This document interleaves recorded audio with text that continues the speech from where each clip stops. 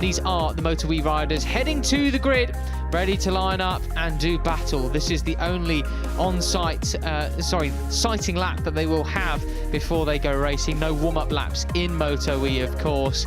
It has been spitting. It is a little bit wet still. They have no idea what sort of conditions are actually out on track. The riders all headed out on wet tyres, as you can see there, with Mattia Casadei and Dominic Aegerter. The Dominic Aegerter being the series leader at the moment. But will they be changing to dry tyres? Who will take the gamble? Can they take the gamble? Will it start raining anymore?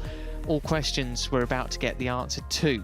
Neil Morrison, very warm welcome back to the box. How much are you cautious about this race coming up soon? Goodness me. I know, yeah.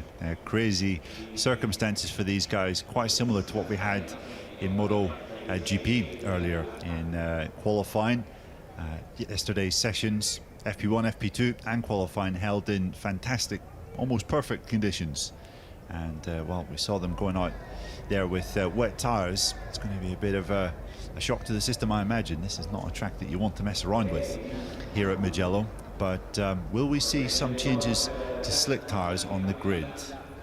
Yeah, that is the big question, isn't it? So let's take a quick run through what we saw yesterday, qualifying MotoE. It's Dominic Aegerter who actually will start from pole position today. He had a cracking run out, didn't he? It was a really brilliant lap. There he is, your pole sitter and series leader with 78 points to his name. 8 points back is Eric Granado, who in turn will take off from fourth on the grid, the second row. He's doing that for the third time in a row this season. He likes that fourth position this year. A bit of a newer, calmer Eric, and as you can see with the ponchos out, well, still more indications of more rain out there. Alongside Aegerter, though, we have Kevin Zannoni. There he is, the first of the Italian stallions, the heroes, the home lot, who wants to be getting his first MotoE podium on home soil. And alongside him, you have Mattia Casadei, one-time race winner back in Le Mans, the first race, that showdown that went down to the final corners with Zannoni. Took pole position back there, but will start from the front row once again here on home turf in Mugello.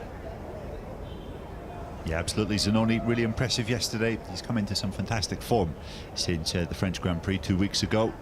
And there is Casadei, leading the charge now for the Pons Racing 40 squad in the MotoE World Cup. Of course, Jordi Torres unfortunately was declared unfit on Thursday, courtesy of the broken bone in his leg that he suffered in the first race in the French Grand Prix. Jordi had full intentions of racing here in the 2 races, but unfortunately it didn't quite come to pass. So hopefully we'll see Jordi back at the next round. And likewise, we're still not seeing Bradley Smith on a MotoE grid, unfortunately, either. He was also ruled unfit in the medical checks on Thursday ahead of racing. Jordi Torres was absolutely livid being passed unfit. He was really hoping to be out there, as same goes for Bradley Smith. And given that we're in round 3 of the World Cup season, you might think that actually that might be their bids for the championship standings and overall World Cup win out for the count, unfortunately. But we wish the very best to the both of them. Hope to see them back very soon. Mantovani continues to replace Bradley Smith. He's qualified 8th on the grid. And then we do have Massimo Roccoli replacing Jordi Torres. He's qualified 14th, but for taking out Xavi Cardalus and ruling him unfit in a very dramatic Q1 session, he will unfortunately have a long lap penalty during the race as well to serve. Yeah, absolutely. We were just looking at Matteo Ferrari there in the middle of the second row. It's been a while since he raced at Mugello. And that Grassini team is somehow going to have to bring itself down from Cloud 9 after what happened earlier today. I won't give any more away. But yeah, Ferrari looking to really kick off his World Cup campaign this weekend after a pretty modest start, I think you would say. 1 podium, 1 4th place, but nothing too spectacular from him just yet. This is Kevin Manfredi taken off from the outside of the second row of the grid. The best moustache in motorcycle racing, you could probably argue. He's using all his circuit knowledge here, like all the Italians were, to give it the big uns in qualifying. Came through Did he come through? No, he wasn't in. Didn't come through Q1 because he was so good in the free practice sessions. He was directly through there as well. Nicolo Canepa, he heads the third row of the grid, does the number 7, one-time podium finisher in MotoE last time out as well. What can he do on home soil too? It's a real proper all-Italian affair, isn't it? Because you've got Mantovani alongside him. But Mikel Pons was the subject of a little bit of controversy yesterday, Neil, wasn't he? His fastest lap was cancelled due to low tyre pressures or something like that. And it will be starting from 9th. Yeah, Mikel Pons, who was obviously in real contention at the first round of the season at Jerez. He was in the podium fight in both of those races. He was a bit subdued, was the Spaniard back in France, of course. We didn't really see the best of Mikel just there, finishing in 6th and in 10th. But yeah, Mikel obviously looking to match the feats of his teammate Eric Granado, who starts 1 row ahead of him. He'll be launching his attack from 9th on the grid. Well, seems like with 3 minutes to go before racing then. We've had, these are the most different conditions all the riders have had at any point in their running so far. Of course, they have free practice 1, free practice 2, and the qualifying Q1 and Q2 format all on Fridays now in MotoE. No e-pole on the Saturdays or anything like that. It was pretty cool yesterday morning for them, though, yeah, well, track temperature was pretty cool. That was quite significant. There's been designated a wet race now then, so that's pretty fascinating, even though the umbrellas aren't up exactly shielding people from the rain per se. And then, of course, FP2 yesterday was El Scorcho, wasn't it, Neil? Oh my goodness me, it was baking hot for MotoE right at the end of the day. Yeah, probably hottest conditions that we'll have all weekend for these guys. Bit different today. It is still warm and very, very muggy out there. Obviously now with a lot of clouds, cloud cover overhead. There's Marc Alcoba, who qualified in 10th. Best qualifying performance we've seen from him so far in 2022. His first World Cup campaign in MotoE. And this man, well, we're going to have to watch out on the 4th row of the grid, man, to see how this man comes through. Yeah, Hikaru Kubo got his first MotoE podium last time out in Le Mans as well. Bit more of a tall order for him today. He's never actually seen or been around, well, of course he's seen the Mugello circuit. Everyone who's interested in motorcycle racing has, but he's never ridden around it before this very weekend. So it was a proper tall order, 20 minutes of track time more or less before qualifying yesterday, and now he's got to go race it. And it's similarly quite difficult for Hector Garza as well, returning to MotoE. It's not been the raging successful start he would have wanted. He did, what did he finish last year in Moto2? He was 13th in the race here last year in Moto2, but he's not ridden around here on a MotoE bike before, and he's still adapting to the new bike essentially as well. So he takes off from 12th on the grid on the outside of the 4th row. Heading the 5th row is Alessio Finello, another Italian. He's alongside Massimo Roccoli, of course, who I mentioned, replacing Jordi Torres. And Xavi Forés on the outside of the 5th row. What happened there, Neil? Yeah, Forés has just been taking a bit of time to get up to speed, hasn't he, on these Energica Corsa MotoE machines. Hasn't quite been plain sailing as he attempts to adapt. As we look at Massimo Roccoli, obviously standing in for Jordi Torres this weekend. And, well, next time we go racing in this category will, of course, be, well, tomorrow. And then we'll be back at Assen. So we hope we will see Jordi Torres back then. You see the seat pads are off as the bikes are being charged on the grid, ready for racing. 6 laps, a couple less than we've been used to so far this year because of that monstrous home straight, just absolutely sapping battery life out of them. Brilliant stuff. So the safety car takes off. I believe that means we're just a couple of minutes away now from actual racing. I thought we would be a little bit sooner than that, but with the reshuffling from the red flag in MotoGP, you won't get any more spoilers than that. And also a very special press conference MotoGP.com has just broadcast as well for the Repsol Honda team. There is we're missing.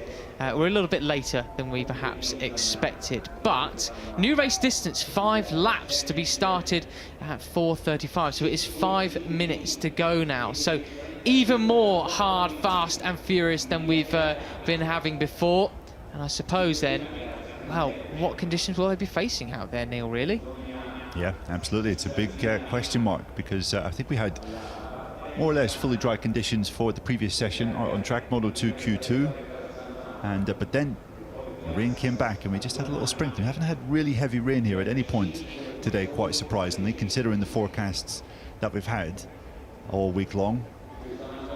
But yeah, we were originally supposed to have 6 laps of this Mugello track. That's down 1 lap to 5. And yeah, we'll have to just keep our eyes to see if there's any late tyre changes on the grid there.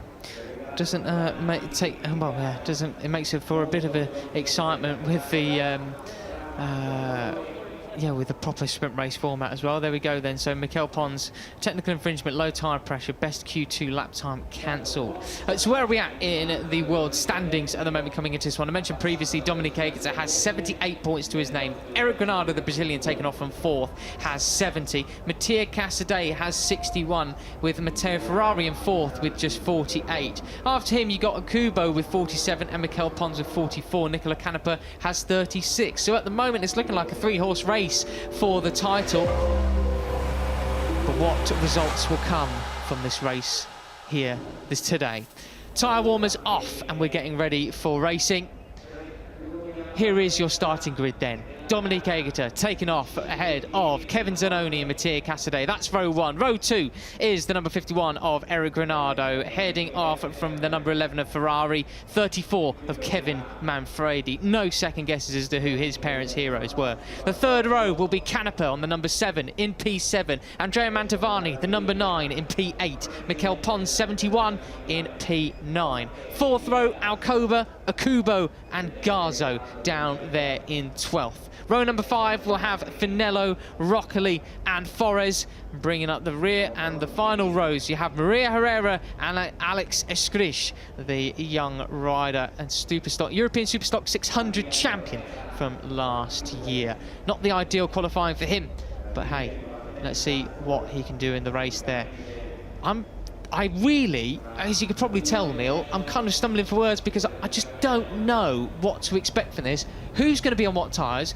It's a wet race, but is it actually wet enough for wet tyres? Is it going to be slicks? Anyone taking a gamble? I'm scared about San Donato. Everything, it's just drama all over the shop. Yeah, there's a lot of unknowns, isn't there? And well, if you're a bit further back in the grid, you do wonder whether it might just be worth risking it with slick tyres. Maybe they'll all risk it in slick tyres. We haven't really seen so many shots off around the Mugello circuit to understand just what the conditions are like. But someone's going to go for a punt, aren't they? Sure. Yeah, we've had very limited wet running in MotoE races so far. I think back in 2019 we had a wet race at the Red Bull Ring in Austria. Since then I'm kind of struggling to think of another occasion when it was wet. It's mainly been the qualifying, isn't it? Because that's why we've actually changed the qualifying format, essentially. Well, there we go. Tyre warmers off. Adrenaline starts pumping, and that's just in the commentary box. Everybody else, well, is that slick tyres I see from the back of the grid? Slicks across the board. Yeah, it's slicks across the board on the back row, front row, slicks everywhere, Neil. So, it's dry running here. Will we see any Brad Binder-like heroics? Will they be necessary if the rain clouds come over? It's a designated wet race, so well, I'm not sure what the regulations will mean if there is a downpour. There's grey clouds above us out towards the final sectors of the circuit. Ferrari looks tense, everybody looks tense. We're about to burst into life here in MotoE for race 5 of the 2022 season. Will it be glory for someone like Zanoni or Casadei or another Italian home hero? The Aegerter boys, they run off the grid, and the red flag just, has it got like another stick in the front there? It's perfectly upright and square. The green flag waves from the back of the grid, and it's all eyes on the light for MotoE. Race 5 of 2022. We are waiting for the lights. We step into the unknown, and it's away we go once again. A clean start from pretty much everybody. Manfredi darts over to the right-hand side of the track, and it's Zanoni who gets the jump on Aegerter, your most recent race winner, who will be the last on the late breakers into San Donato. This is MotoE at Mugello, and will they all make it safely through? It's Zanoni, an Italian, leading the way with the whole shot out of the first corner, and he's followed by another Italian as well in the form of Ferrari. Aegerter 3rd. Absolutely incredible stuff from Akubo, who is round the outside of about 3 or 4 guys, but he's lost some positions through this first left-right flick. But it is Kevin Zanoni that leads Ferrari, who's made a great jump from 5th on the grid. They are cautiously through these first number of corners as Canepa there moves up into P3 as well. He sees Ferrari and Zanoni up there on the chase. He goes, oh, big moment for Alcoba, the number 70 in the background there. I've got music in my ears. I think some of the fans are going off on one. As Ferrari, he goes off on one, trying to make his way through on Zanoni, but he shuts the door, does not let him through. He wants glory here at his home race. Yeah, costly start for Dominic Aegerter, who, like Le Mans, has had a bit of a tough time on the first lap. He's underneath Canepa there at Arrabbiata 2. That's a fine move, and so too is Ferrari. Brilliant stuff on this first lap. That's the reminder of the long lap penalty there for Roccoli. And who's going on the inside? What happened with Canepa there? Goodness me, someone hit his rear tail unit, did they? Was it Granado? It's all drama already. I don't know whether that was his front mudguard or, yeah, something came off down there into Scarperia, but suddenly Aegerter from 4th is leading. Look at this. Goodness me, well, how on earth did he do that? You take your eye off something for a minute and, well, it all goes off in the background. Granado tries to move up to 4th position now from 4th on the grid. He's taken it from Canepa as they make their way through the final S's before the final corner and that first run to the line. It will be Slipstream City down this monstrous home straight at Mugello. Yeah, one man that's had a really tough first lap is Casadei, who's been shuffled right the way back to 8th. I think Mikel Pons is under him here at Puccini, the final turn. Casadei ending the lap in 9th. He's lost 6 positions overall. Using all the torque possible out of the final corner. Here they come then. Long lap penalty for the number 55 of Roccoli, and they fan out across the start and finish straight. Over the Tricolore they come. This is MotoE at its very best, down into San Donato once again on lap 2, and it's Ferrari who looks like he's going for the lead, but Aegerter carves them up all up the inside, parks them in there. Did he just go from P4 to P1, Neil? Yeah, that was sensational, mate. And that bit of dip as Granado goes second underneath Ferrari at turn 2. Oh, goodness me. Brilliant stuff from Granado. This is more likely. Where was he in Le Mans? Yeah, we saw this. We saw some debris on the track earlier. Granado has lost his front mudguard. You can see as he goes into the lead into turn number 4. What an overtake that was. Yep, you're right, Neil. So that debris was definitely his mudguard. Thank you for pointing that out. Keep your eye on Mark Alcoba in the background, though. He's up to P5. How many places did he make up? 5, 7, I think I saw. But it's Granado with a couple of bike lengths out the lead there. Oh, is that Mantovani going up the inside? I think it was. Yeah, that Mark Alcoba is looking really strong. Canepa having a sniff at Matteo Ferrari, but Granado here, you can see they were all bunched up there on lap 1. That was because they were probably being a little bit hesitant with these conditions. Weren't too sure whether, well, it was fully wet or if it was damp in any section of the track. We see here what happened with Granado. Oh, and it's just... Yeah, hits the back of Canepa. Oh, and goodness there me. Was the contact, which meant he lost his front mudguard. He was so lucky, man, to stay on there. Yeah, that was some reactions, wasn't it? Goodness gracious me. Canepa would have thought that, and probably for a corner or two wondering if his bike's fully okay. But here we are back at the front then. So it's Granado leading from Aegerter, Ferrari, Canepa, and then Alcoba there. What's happened to Zanoni? He's been pushed right back, even behind Casadei in 7th there. Yeah, absolutely. Casadei making a little bit of progress after having a bit of a nightmare first lap. Zanoni has been shuffled right the way back, as well as Ferrari going to have a go there. Oh, he's going for a dive up the inside of Canepa, but he says, no way, I am keeping this position now. But as he left himself open for another overtake into San Donato, using the slipstream. Across the line they come then. It'll be 3 laps to go. How about this for a sprint race, Neil? Brilliant stuff, as always. Neck and neck across the line. Ferrari versus Canepa down towards San Donato. Yeah, no surprise to see Eric Granado, the fastest man on the track, with the fastest lap at 2 minute 00.1, and that has been enough to open up just a little bit of a gap over Aegerter, and these two are getting away at the front. But you have to say, after the front straight, the pack in 3rd is closing them in ever so slightly. A real proper variation in lines there. Such a wide and sweeping line from Granado. Dominic Aegerter able to just cut a more slightly inside one, but now they're bunching up once again. Granado at another point in the track, another stiffened sector, was able to pull out a couple of bike lengths, but will Aegerter learn as they adapt to these changing conditions? They've not faced these ones before here in Mugello thus far this weekend. Super impressed with Mark Alcoba in 4th. This is by far the best we've seen from him in the MotoE category so far this year. The former World Supersport man has only had a best finish of 9th in the 4 races we've had before, but he's on for more than just the personal best result. He's actually in contention for a podium here, just behind Matteo Ferrari. As we go on board with Aegerter through Arrabbiata 2, this is so fast. And with the super sticky Michelin tyres, we've got here comes Aegerter. Yeah, up the inside he goes on Granado. Once again, they're into Scarpari and Pelagio, and he keeps it nailed there on the way up there in the run to Corontaio. This is the key overtaking spot as well. Does Granado take it back? He tries, but Aegerter defends the line supremely. He was brilliant in qualifying, brilliant last time out in Le Mans. Will he be brilliant all the way to the line here? He's got to fend off the feisty Brazilian of Granado, who wants to return to winning ways. He's already got 2 victories so far this year. Will it be a 3rd here in race 1 at Mugello? Yeah, and you can see that obviously the likes of Ferrari and Marc Alcoba have eradicated the gap that the first 2 guys had over the line the last time around. You have to say, with a bit of slipstream down this front straight, they're going to be possibly even in a position to overtake the front 2. Marc Alcoba moved brilliantly up the inside of Matteo Ferrari. Everything about this race is brilliant at the moment. Alcoba, that was very neat and tidy up the inside of Ferrari, but they're 4 abreast coming across the Tricolore. Oh, and it's Ferrari. Wow. Was Aegerter nearly hit the back of one of them, and it's Ferrari who comes out on top, or will he? In towards turn 1 once again. Alcoba up towards 2nd. Ferrari's even wide. 1st. Oh, come on then. Go on, Mark. Get it done. Oh, dearie me. Ferrari defends it, and it's Granado up the inside once again. That was scary stuff. Aegerter, both his feet at one point was off the footrest as he came down the front straight. And there's something wrong with Aegerter. Look, he's making adjustments to his front brake, I think. Did he maybe have contact with another rider on the front straight there? I think he did. That is front brake adjustment once again then. That's really going to hamper him. How can he adapt himself to that situation? Then you can hear the music thumping in the background of the fans here, and they're going to love this because it's their original MotoE World Cup overall winner out front. It's Ferrari versus Granado just behind him, with Alcoba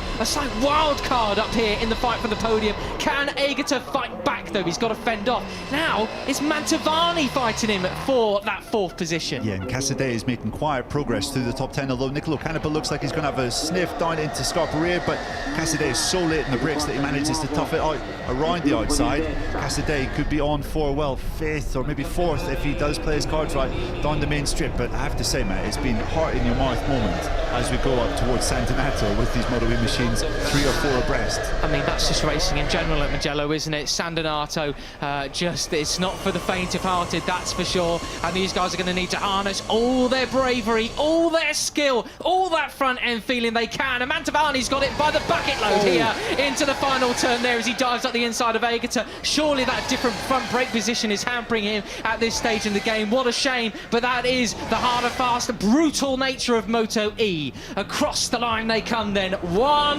lap to go here of this first sprint race here in Mugello. Neck and neck across the line. Over the Tricolore they come once again. Ferrari's leading the way, but it's Mantovani who wants to come up the inside, but Aegerter braking as late as he can. He dives up the inside. It's like Petrucci in 2019. How did he do that? That's a way to start this final lap. That is a move fit enough to win any race, you have to say. Aegerter came from about 5th place across the line to lead into turn 1. Spectacular stuff. Look at Casadei now under Alcoba. Alcoba's gone back from 1st all the way, I think, to what, 5th place now, 6th place. Say what you want about MotoE, but you can't deny it's some of the best action on motorcycles anywhere in the world. It is just overtake after overtake on the limit. I just absolutely love it. Half a lap to go here in Mugello, and Aegerter somehow leads the way still. Yeah, you have to be impressed with Mantovani, the number 9, stepping in for Bradley Smith for the 2nd race, 2nd round in succession, and he's there in 4th on the cusp of a podium. But what can Eric Granado do? I feel he has the speed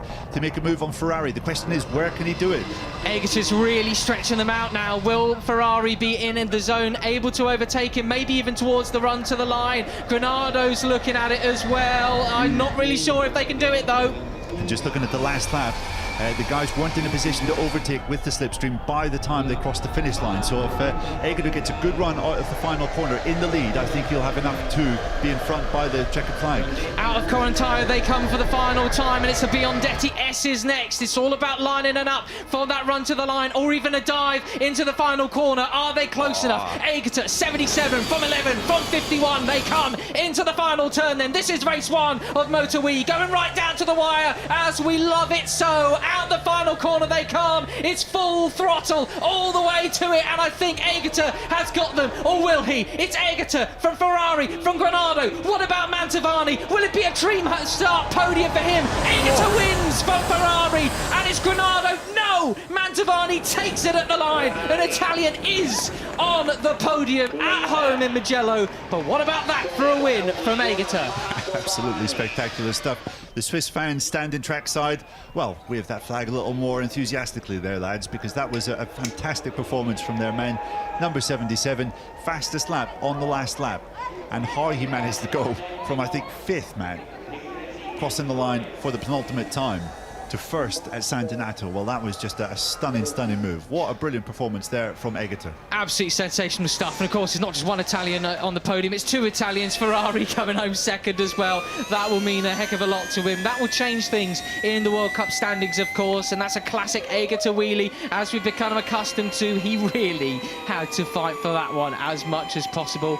How many wins has he got this year across the two World Championships, essentially, that he rides in, Neil? Goodness gracious. Yeah, 2nd win in succession. He's been in the podium in every race we've had so far this year, bar 1, and that was a 4th place in Jerez. That is how you basically build up a championship challenge. And as you can see there, I think, well, not actually there on the graphic, but I think that might be enough, Matt, to put Aegerter into the lead in the championship. Well then, yeah, he'll be taking that all the way to race 2 of the weekend tomorrow. That was, I mean, we've been wanting to see MotoE at somewhere like Mugello for a while now. They got the battery capacity in order to do so. It was only reduced due to the laps were only reduced due to the time constraints. And the fans that are here absolutely love that. They've stayed out from an awesome day of qualifying here at the Italian Grand Prix. They got 2 of their own on the podium. There is Ferrari then. He absolutely will have loved that, every minute of it. Yeah, and what a performance from Mantovani. I mean, he was in the series last year, Matt, but I don't think there was any point where we thought he's going to be a podium finisher in years to come. He showed decent promise on occasion, but he was never really showing signs of running with the front guys. But he's had the fastest lap, I think, in race 2 at Le Mans, which showed that he had the speed. And he was up inside the top 5 in free practice yesterday. He actually said at one point, Kevin Manfredi was waiting for a tow from him, and apparently he was like, a tow from me. I like that. That hasn't happened much in the past, so fair play to Andrea.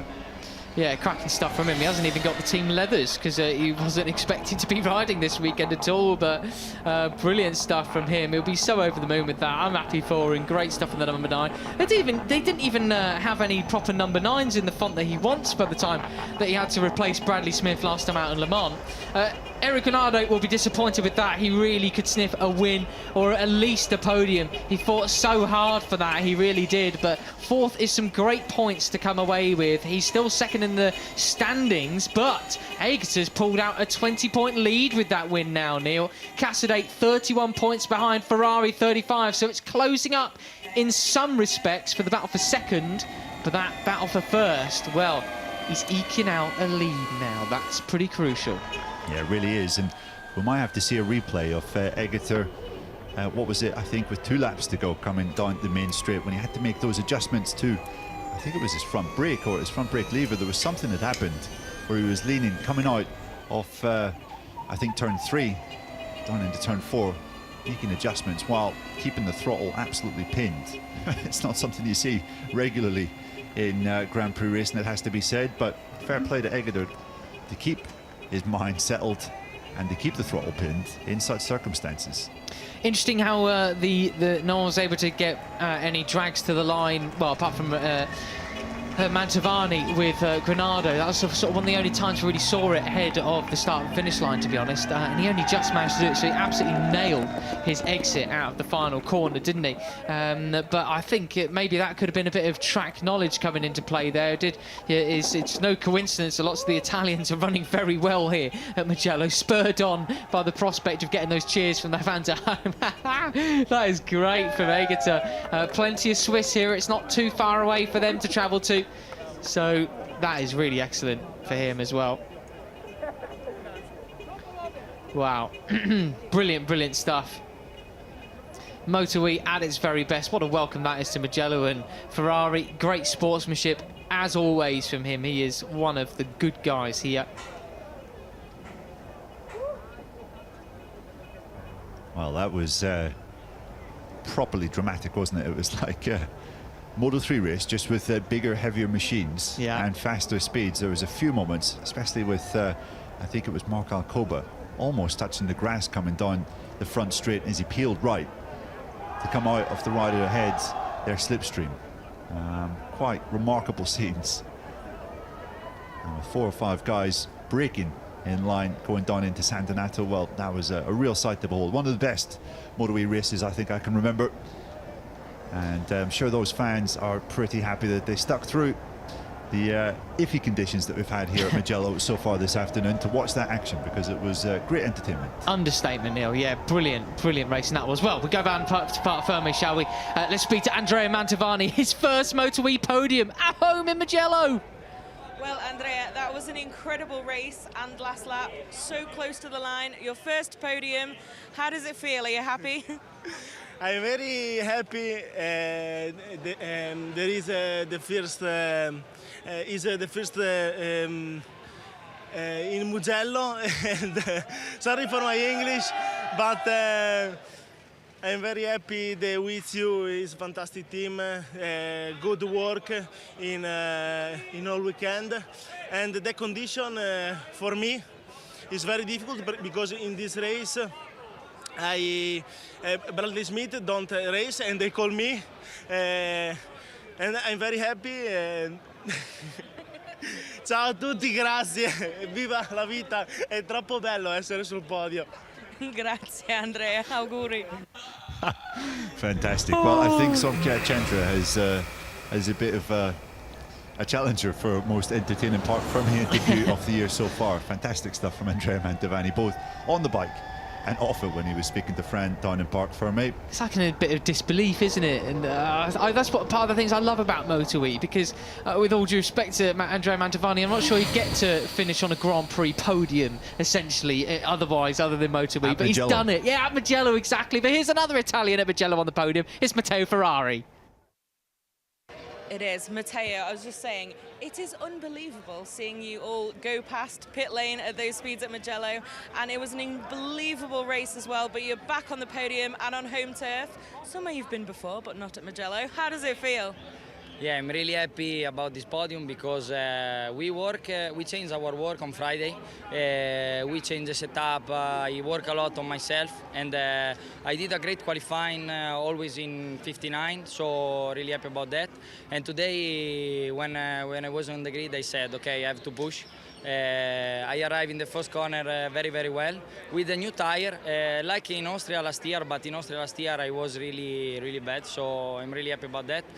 It's a really difficult race because all the riders are very fast. I work on myself, I changed my diet, so on the straight I was really fast and really good. Also my team worked very well, so really happy about this podium. Well, congratulations. Thank you. Ciao. Yes. Oh, great to see he's so happy with that one as well. I know how much he would have wanted to win, but hey, he gets another opportunity at it tomorrow, doesn't he, Neil? Matteo Ferrari be absolutely chuffed to bits with that, and a great wheelie to celebrate as well. Cranking the front wheel very, very high indeed. No clutch slipping on there for these electric machines. It's all throttle and rear brake, keeping that under control. About the only part of the race, it was actually probably more under control doing those wheelies than the rest of the race. Was wild.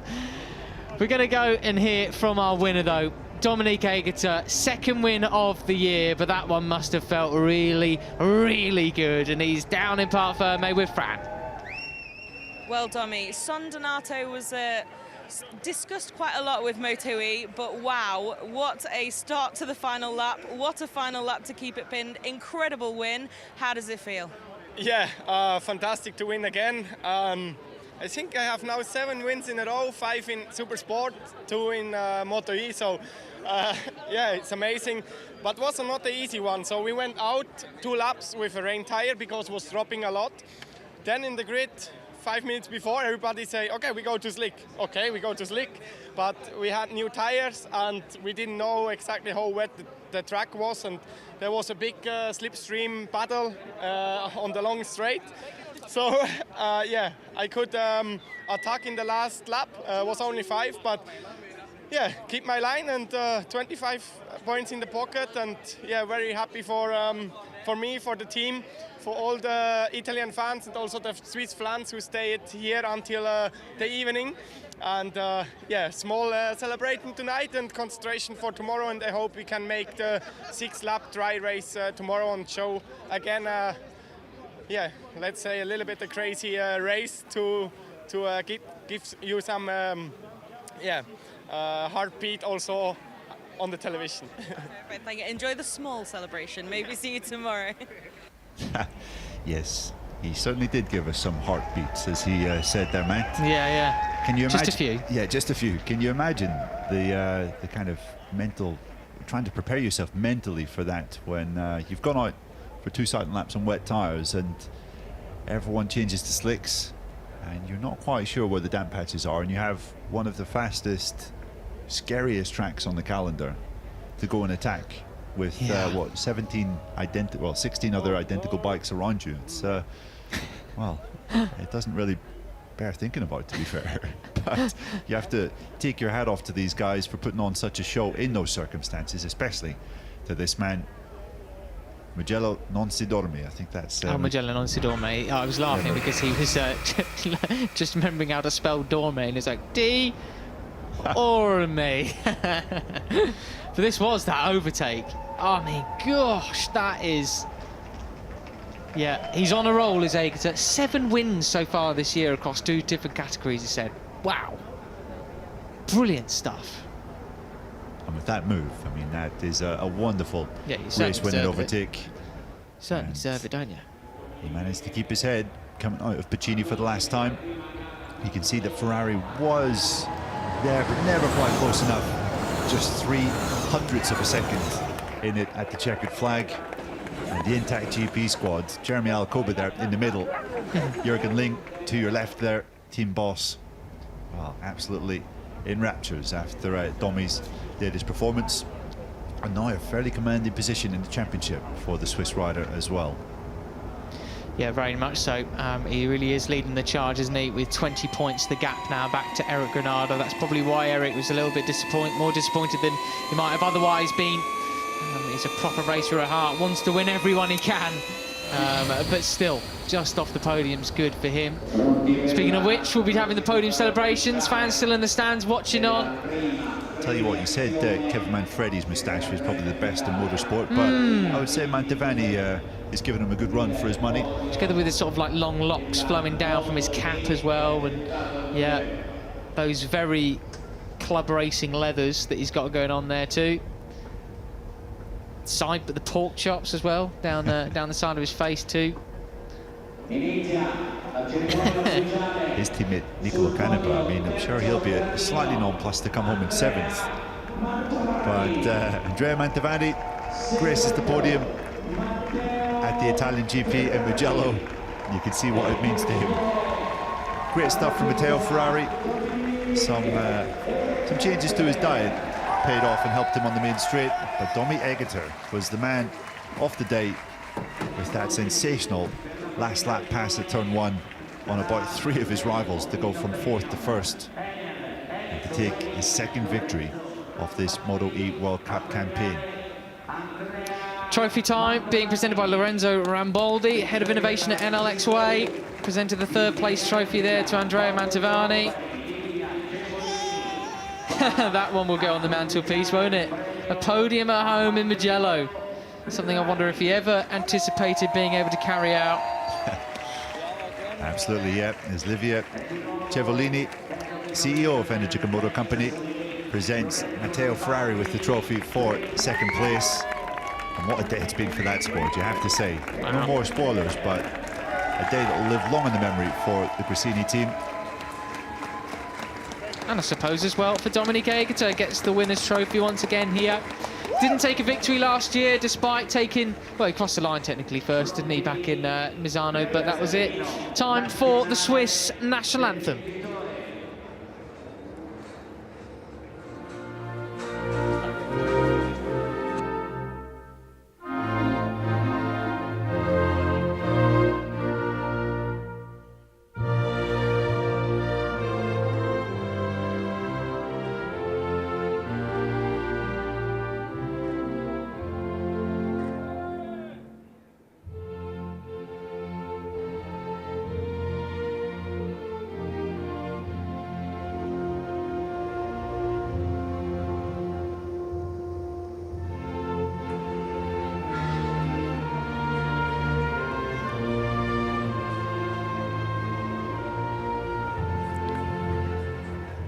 Dominique Aegerter, Matteo Ferrari, Andrea Mantovani.